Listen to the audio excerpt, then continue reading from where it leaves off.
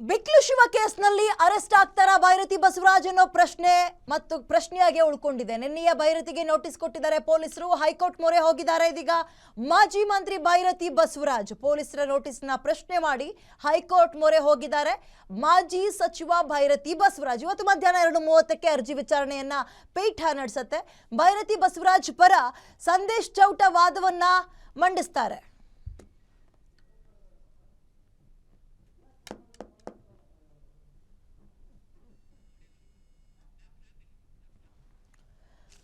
ಬಿಕ್ಲು ಶಿವ ಕೇಸ್ನಲ್ಲಿ ಅರೆಸ್ಟ್ ಆಗ್ತಾರಾ ಮಾಜಿ ಮಂತ್ರಿ ಅನ್ನೋ ಪ್ರಶ್ನೆ ಇದೆ. ನಿನ್ನೆಯೇ ಭೈರತಿ ಅವರಿಗೆ ನೋಟಿಸ್ ಕೊಟ್ಟಿದ್ದಾರೆ ಪೊಲೀಸರು.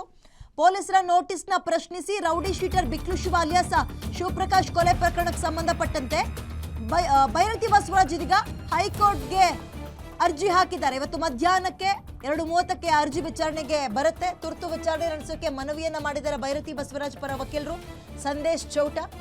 ವಕೀಲರ ಮನವಿ ಮೇರೆಗೆ ಮಧ್ಯಾಹ್ನ ವಿಚಾರಣೆ ನಿಗದಿಯಾಗುತ್ತೆ. 2:30ಕ್ಕೆ ವಿಚಾರಣೆಯನ್ನ ಹೈಕೋರ್ಟ್ ನಡೆಸುತ್ತೆ. ಪ್ರಕರಣ ನಡೆದು 3 ದಿನಗಳಾದ್ರೂ ಈ ಪ್ರಕರಣದಲ್ಲಿ ಎಫ್ಐ ಆರೋಪಿ ಅಂತ ಮೆನ್ಷನ್ ಮಾಡಿದ್ದಾರೆ ಭೈರತಿ ಬಸವರಾಜ್ ಅವ್ರನ್ನ.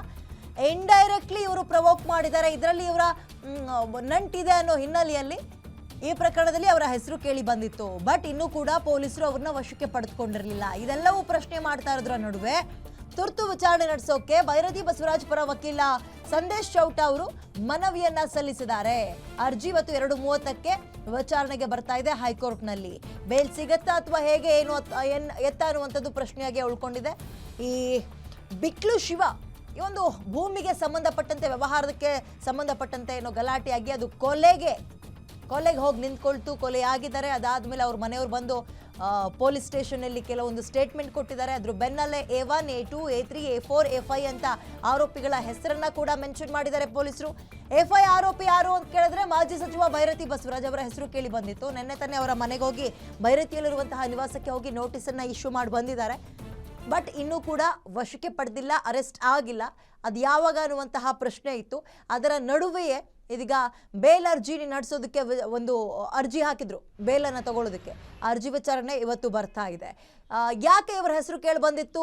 A1 ಆರೋಪಿ ಜಗದೀಶ್. ಈಗ ಈ ಕೊಲೆ ಪ್ರಕರಣದಲ್ಲಿ A1 ಆರೋಪಿ ಏನಿದ್ದಾರೆ, ಈ ಜಗದೀಶ್ ಹೋದಲ್ಲಿ ಬಂದಲ್ಲಿ ಭೈರತಿ ಬಸವರಾಜ್ ಪಕ್ಕದಲ್ಲೇ ನಿಂತ್ಕೊಳ್ತಾ ಇದ್ರು. ಈಗ ನಿಮ್ಗೆ ಗಮನಿಸ್ಬೋದು, ಒಬ್ಬ ರಾಜಕಾರಣಿ ಹಲವಾರು ಸಮಾವೇಶಗಳಿಗೆ ಹೋಗ್ತಾರೆ, ಸಾವಿರಾರು ಜನ ಸೇರಿರ್ತಾರೆ, ಅಲ್ಲಿ ಜಮಾಯಿಸಿರ್ತಾರೆ. ಆಗ ಯಾರೋ ಒಬ್ಬ ಬಂದು ಫೋಟೋ ತೆಗೆಸ್ಕೊಂಡ ತಕ್ಷಣ ಇವ್ರುಗಳಿಗೆ ಲಿಂಕ್ ಇರುತ್ತಾ? ಅದು ಅಂದರೆ ಕೇವಲ ಇಂತಹ ಸಮಾವೇಶಗಳಲ್ಲಿ ಮಾತ್ರ ಈ ಜಗದೀಶ್ ಅವರ ಜೊತೆಯಲ್ಲಿರಲಿಲ್ಲ. ಮೊನ್ನೆ ನಡೆದಂತಹ ಕುಂಭಮೇಳ ಆಗಿರ್ಬೋದು, ಈ ಮದುವೆ ಸಮಾರಂಭ ಆಗಿರ್ಬೋದು, ಎಲ್ಲದರಲ್ಲೂ ತೀರಾ ಅತ್ಯಾಪ್ತರ ಸರ್ಕಲ್ ಅಂತ ಏನು ಗುರುತಿಸ್ಕೊಂಡಿತ್ತು, ಆ ಎಲ್ಲ ಸರ್ಕಲ್ನಲ್ಲೂ A1 ಆರೋಪಿ ಜಗದೀಶ್ ಆತ ಕಾಣಿಸ್ಕೊಂಡಿದ್ದ ಭೈರತಿ ಬಸವರಾಜ್ ಅವರ ಜೊತೆಗೆ. ಸೊ ಈ ಬೆನ್ನಲ್ಲೇ ಅವರ ಹೆಸರು ಕೂಡ ತಳಕು ಹಾಕೊಂಡಿದೆ. ಅವರ ಅರೆಸ್ಟ್ ಯಾವಾಗ ಅನ್ನುವಂತಹ ಪ್ರಶ್ನೆಯ ಜೊತೆಗೆ ಇದೀಗ ಬಿಕ್ಲು ಶಿವ ಕೇಸ್ನಲ್ಲಿ ಭೈರತಿ ಬಸವರಾಜ್ ಅವರು ಅರೆಸ್ಟ್ ಆಗ್ತಾರೆ ಅನ್ನೋ ಪ್ರಶ್ನೆಯ ಜೊತೆಗೆ ಅವರ ಬೇಲ್ ಅರ್ಜಿ ವಿಚಾರಣೆ ಇವತ್ತು 2:30ಕ್ಕೆ ಬರ್ತಾ ಇದೆ. ಕಾದ್ ನೋಡೋಣ ಬೇಲ್ ಸಿಗುತ್ತಾ, ಅದರ ನಡುವೆಯೇ ಇನ್ನೇನಾದರೂ ಆಗುತ್ತಾ ಬಿಗ್ ಡೆವಲಪ್ಮೆಂಟ್ಗಳು, ಕಾದು ನೋಡೋಣ.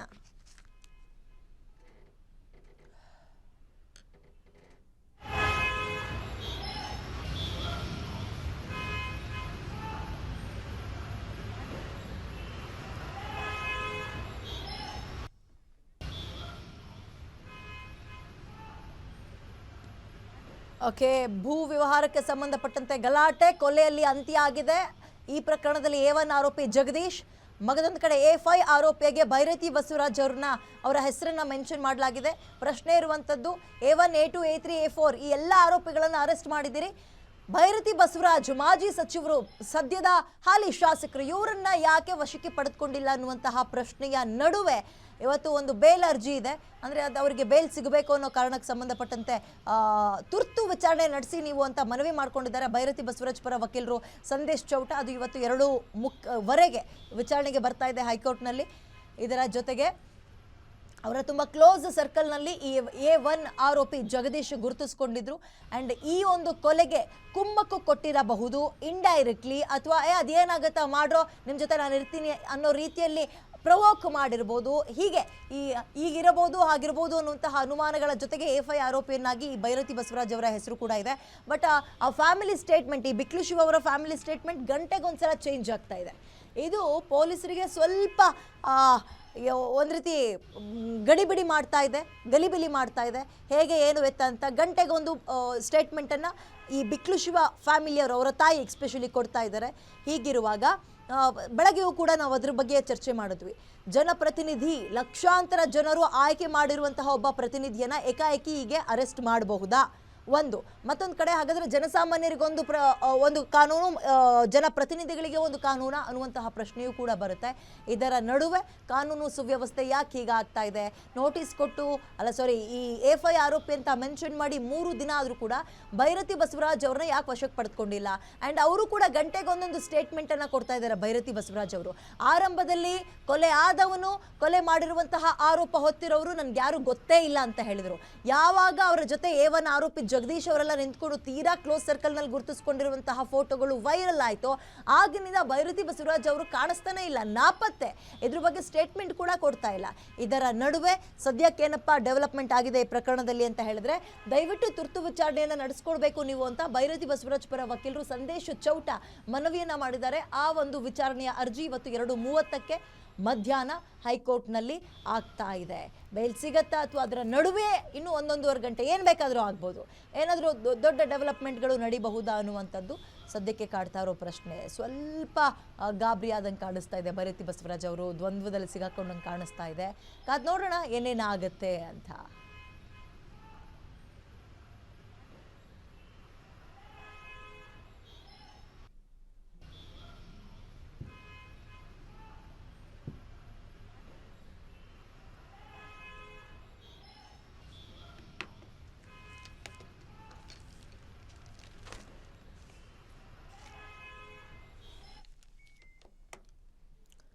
ಕೊಲೆ ಕೇಸ್ನಲ್ಲಿ ಬಿಜೆಪಿ ಶಾಸಕ ಭೈರತಿಗೆ ಪೊಲೀಸರು ನೋಟಿಸ್ ಕೊಟ್ಟಿದ್ದಾರೆ. 2 ದಿನದಲ್ಲಿ ವಿಚಾರಣೆಗೆ ಬರಬೇಕು ನೀವು ಅಂತ ಬುಲಾವ್ ಕೂಡ ಕೊಡಲಾಗಿದೆ.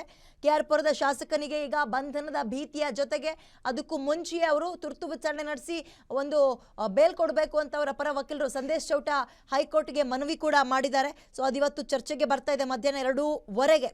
ರೌಡಿ ಈಗ ಶಿವಪ್ರಕಾಶ್ ಅಲಿಯಾಸ್ ಬಿಕ್ಲ ಶಿವ ಅಂತ ಏನಿದ್ದ ಆತನ ಕೊಲೆ ಪ್ರಕರಣಕ್ಕೆ ಸಂಬಂಧಪಟ್ಟಂತೆ ವಿಚಾರಣೆಗೆ ಹಾಜರಾಗಬೇಕು ನೀವು ಅಂತ ಮಾಜಿ ಸಚಿವ ಕೆಆರ್ಪುರ ಕ್ಷೇತ್ರದ ಬಿಜೆಪಿ ಶಾಸಕ ಭೈರತಿ ಬಸವರಾಜ್ ಅವರಿಗೆ ಪೊಲೀಸರು ನಿನ್ನೆ ನೋಟಿಸ್ ಅನ್ನು ಕೊಟ್ಟಿದ್ದಾರೆ. ಈ ನೋಟಿಸ್ ಬೆನ್ನಲ್ಲೇ ಶಾಸಕರಿಗೆ ಬಂಧನದ ಭೀತಿ ಕಾಡ್ತಾ ಇದೆ. ಕೊಲೆ ಪ್ರಕರಣದ ತನಿಖಾಧಿಕಾರಿಯಾಗಿರುವ ಕೆಜಿಹಳ್ಳಿ ಉಪವಿಭಾಗದ ಎಸಿಪಿ ಪ್ರಕಾಶ್ ರಾಥೋಡ್ ಅವರು 2 ದಿನದಲ್ಲಿ ನೀವು ಬಂದು ವಿಚಾರಣೆಗೆ ಹಾಜರಾಗಬೇಕು ಅಂತ ನೋಟಿಸ್ ಅನ್ನು ಇಶ್ಯೂ ಮಾಡಿದ್ದಾರೆ. ಒಂದ್ ಕಡೆ ಬಂಧನದ ತೂಗು ಕತ್ತಿ ನೇತಾಡ್ತಾ ಇದ್ರೆ, ಮತ್ತೊಂದು ಕಡೆ ಬೇಲ್ ಅರ್ಜಿ ಇವತ್ತು ವಿಚಾರಣೆಗೆ ಬರ್ತಾ ಇದೆ. ಮೋರ್ ಡೀಟೇಲ್ಸ್ ನನ್ನ ಕಲೀಗ್ ಅಜಯ್ ನೀಡ್ತಾರೆ. ಅಜಯ್, 2:30ಕ್ಕೆ ಈ ಒಂದು ಬೇಲ್ ಅರ್ಜಿ ವಿಚಾರಣೆಗೆ ಬರ್ತಾ ಇದೆ. ಡೀಟೇಲ್ಸ್ ಕೊಡೋದಾದ್ರೆ ಏನಾಗಬಹುದು, ಯಾವ ಸಾಧ್ಯತೆ ಹೆಚ್ಚಾಗಿದೆ? ಅಂದ್ರೆ rowdy sheeter Biklu Shiva alias Tottalu Shiva ಆತನ ಒಂದು ಭೀಕರ ಕೊಲೆ ಪ್ರಕರಣಕ್ಕೆ ಸಂಬಂಧಪಟ್ಟಂತೆ ಈ ಒಂದು ಪ್ರಕರಣದಲ್ಲಿ ಈಗಾಗಲೇ 5 ಜನ ಆರೋಪಿಗಳನ್ನ ಬಂಧನ ಮಾಡಿ ಅರೆಸ್ಟ್ ಕೂಡ ಮಾಡಲಾಗ್ತಾ ಇದೆ. ಆದ್ರೆ ಇದರಲ್ಲಿ ಎಫ್ಐ ಆರೋಪ ಆಗಿರುವಂತಹ ಕೆಆರ್ಪುರಂನ ಮಾಜಿ ಶಾಸಕ ಆಗಿರುವಂತಹ ಬಸವರಾಜ್ ಏನಿದ್ದಾರೆ ಭೈರತಿ ಬಸವರಾಜ್ ಅವರ ಒಂದು ವಿಚಾರಣೆ ಮಾಡ್ಬೇಕು ಅಂತ ಹೇಳಿ ಪೊಲೀಸರು ಕೂಡ ಸಾಕಷ್ಟು ತಯಾರಿನ ಮಾಡ್ಕೊಂಡ್ರು. ನೆನ್ನೆಯೂ ಕೂಡ ಅವ್ರ ಮನೆಗೆ ಹೋಗಿ ನೋಟಿಸ್ ಕೊಡುವಂತ ಕೆಲಸವನ್ನ ಮಾಡಿದ್ರು. ಅವ್ರ ಮಗ ನೀರಾಜ್ ಏನಿದ್ದಾರೆ ಆ ಒಂದು ನೋಟಿಸ್ ಅನ್ನ ರಿಸೀವ್ ಮಾಡ್ಕೊಂಡ್ರು.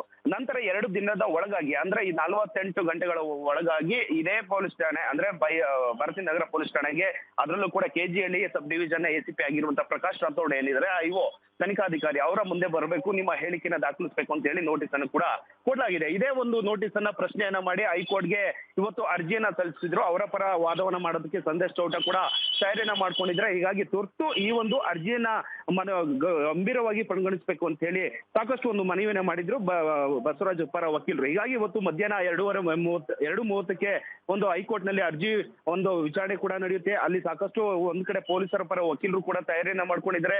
ಜೊತೆಗೆ ಈಗ ಸಂದೇಶ್ ಚೌಟ ಏನಿದ್ರೆ ಅವರು ಕೂಡ ಒಂದು ತಯಾರಿಯನ್ನ ಮಾಡ್ಕೊಂಡಿದ್ದಾರೆ. ನಂತರ ಅಂದ್ರೆ ವಾದ ಪ್ರತಿವಾದ ಆಲಿಸಿದ ನಂತರ ನ್ಯಾಯಾಧೀಶರು ಯಾವ ಒಂದು ಆದೇಶನ ಹೊರಡಿಸ್ತಾರೆ ಅನ್ನೋದು ಕೂಡ ಸಾಕಷ್ಟು ಕುತೂಹಲ ಇದೆ. ಮೇಲ್ನೋಟಕ್ಕೆ ಇಲ್ಲಿ ಬೇಲ್ ಕೂಡ ಬೇಕು ಅಂತ ಹೇಳಿ ಹಾಕೊಂಡಿದ್ದಾರೆ. ಜೊತೆಗೆ ಈಗ ಒಂದು ಪೊಲೀಸ್ ಕೊಟ್ಟಿರುವಂತಹ ನೋಟಿಸ್ ಅನ್ನ ಪ್ರಶ್ನೆಯನ್ನ ಕೂಡ ಮಾಡಿರುವಂತದ್ದು. ಹೀಗಾಗಿ ಆದೇಶ ಏನ್ ಬರುತ್ತೆ ಅನ್ನೋ ಒಂದು ಸಾಕಷ್ಟು ಕುತೂಹಲ ಒಂದ್ ಕಡೆ ಭೈರತಿ ಬಸವರಾಜ್ಗೂ ಇದೆ, ಒಂದ್ ಕಡೆ ಪೊಲೀಸರಿಗೂ ಇದೆ. ಯಾಕಂದ್ರೆ ಈ ಒಂದು ಪ್ರಕರಣದಲ್ಲಿ ಬಿಕ್ಲು ಶಿವನ ಕೊಲೆ ಮಾಡೋದಕ್ಕೆ ನೇರ ಪಾತ್ರ ಇಲ್ಲದೆ ಹೋದ್ರು ಕೂಡ ಇಂಡೈರೆಕ್ಟ್ ಆಗಿ ಭೈರತಿ ಬಸವರಾಜ್ ಅವರು ಆ ಒಂದು ಕೆಲವೊಂದಷ್ಟು ಫೋಟೋಗಳಾಗಿರ್ಬೋದು, ಆತ್ಮೀಯವಾಗಿ A1 ಆರೋಪಿ ಆಗಿರುವಂತಹ ಜಗದೀಶ್ ಏನಿದ್ದಾನೆ ಆತನ ಜೊತೆ ಸಲಿಗೆ ಇದ್ದ, ಜೊತೆಗೆ ಆತ್ಮೀಯವಾಗಿದ್ದ ಅನ್ನೋದು ಕೂಡ ಸ್ಪಷ್ಟವಾಗಿ ಡಿಜಿಟಲ್ ಎವಿಡೆನ್ಸ್ ಮೂಲಕವಾಗಿ ಪೊಲೀಸರು ಮಾಹಿತಿಯನ್ನು ಕೂಡ ಕಲೆ ಹಾಕಿದ್ದಾರೆ. ಹೀಗಾಗಿ ಈ ಒಂದು ಪ್ರಕರಣದಲ್ಲಿ ಭೈರತಿ ಬಸವರಾಜ್ ಅವರು ಕೆಲವೊಂದಷ್ಟು ಅವರಿಗೆ ಸಪೋರ್ಟ್ ಮಾಡಿರ್ಬೋದು, ಜೊತೆಗೆ ಕೆಲವೊಂದಷ್ಟು ಒಂದು ಸುಪಾರಿಯನ್ನು ಕೊಟ್ಟು ಒಂದು ಕೊಲೆಯನ್ನ ಮಾಡಿಸಿರ್ಬೋದು. ಹೀಗೆ ಸಾಕಷ್ಟು ಅನುಮಾನ ಇರೋದ್ರಿಂದ ಈ ಒಂದು ನೋಟಿಸ್ ಅನ್ನ ಕೊಟ್ಟಿದ್ದಾರೆ. ಸದ್ಯ ನ್ಯಾಯಾಧೀಶರು ಯಾವ ಒಂದು ಆದೇಶನ ಹೊರಡಿಸ್ತಾರೆ, ಜೊತೆಗೆ ಎಲ್ಲೇನಾದ್ರೂ ಅರೆಸ್ಟ್ ಮಾಡಬಾರ್ದು, ಜೊತೆಗೆ ಒಂದು ಪ್ರಭಾವಿ ಆಗಿರೋದ್ರಿಂದ ಸಾಕ್ಷಿ ನಾಶವನ್ನ ಮಾಡ್ತಾರೆ ಅಂತ ಹೇಳಿ ಒಂದ್ ಕಡೆ ಪೊಲೀಸರ ಪರ ವಕೀಲರು ವಾದವನ್ನ ಮಾಡ್ತಾರೆ, ಮತ್ತೊಂದು ಕಡೆ ಬಸವರಾಜ್ ಪರ ವಕೀಲರು ಕೂಡ ಅವ್ರ ತನಿಖೆಗೆ ಸಹಕಾರ ಮಾಡ್ತಾರೆ. ಆದ್ರೆ ಅರೆಸ್ಟ್ ಅನ್ನ ಮಾಡಬಾರ್ದು ಅಂತ ಹೇಳಿ ಒಂದು ಮನವಿನ ಮಾಡಬಹುದು. ಹೀಗಾಗಿ ವಾದ ಪ್ರತಿವಾದ ಆಲಿಸಿದ ನಂತರ ನ್ಯಾಯಾಧೀಶರು ಏನ್ ಆದೇಶನ ಹೊರಡಿಸ್ತಾರೆ ಅನ್ನೋದು ಕೂಡ ಸಾಕಷ್ಟು ಕುತೂಹಲ ಕೇಳಿಸಿರುವಂತದ್ದು.